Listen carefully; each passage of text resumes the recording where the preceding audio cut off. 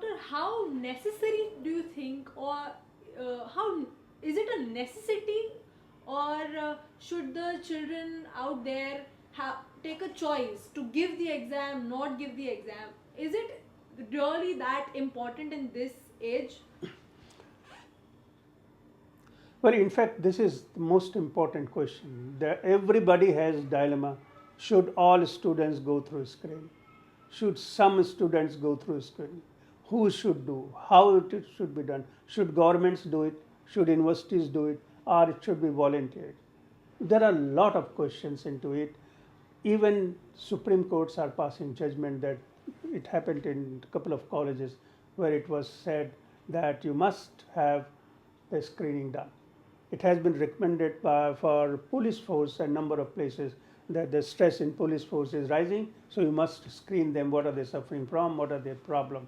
Recommendations are made. It is a different matter that recommendations are not followed. Similarly, if you see the new national education policy, it makes mental well-being an integral part of education, and sooner or later all universities and colleges are going to follow the spirit of it.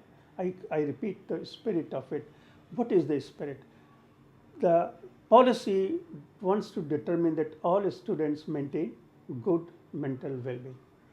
Now, if there is a barrier, if you have a psychiatric symptom, I see it as a barrier in maintaining good mental well-being.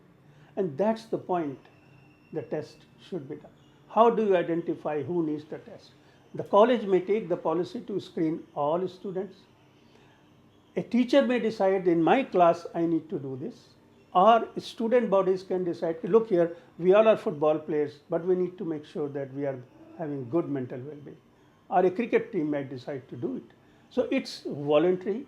The need will be felt gradually, and if students start thinking, they can vote, they can select a government, they can think about themselves. Before that, they are responsible. Let us not underestimate the capacity of our students. They are very smart and intelligent. They can take a decision when to do, when not to do. But what we least want is they must use it in times of crisis and convince themselves, well, I need help, I must go. So, if I'm not wrong, it is not only for teenagers but for all age groups who might be suffering or might suffer in the future to take this test, which you are saying.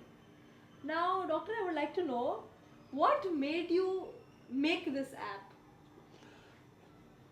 Yeah, this is another interesting question. And what made me do this app has a history.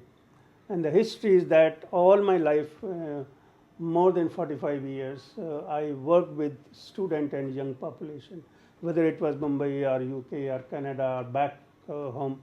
It was young age, 18 to 30 age group. We were running a special program. I conducted programs in Mumbai University. I conducted program in Brunel University in UK and in Western University student program in Canada. We developed and established services for students who go to Canada with the help of Indian High Commission there. And we decided to do something back in India because I was already doing this kind of work when I was here. So the felt need was very much known to me, and when I came, I started traveling to various universities and talked to academicians, teachers, vice chancellors, etc. All I gathered is that everybody knows the problem is there, but nobody knows really how to handle it. So there are two ways. Once you find out what is the problem, then you try to hit the root cause of problem. The two are very different.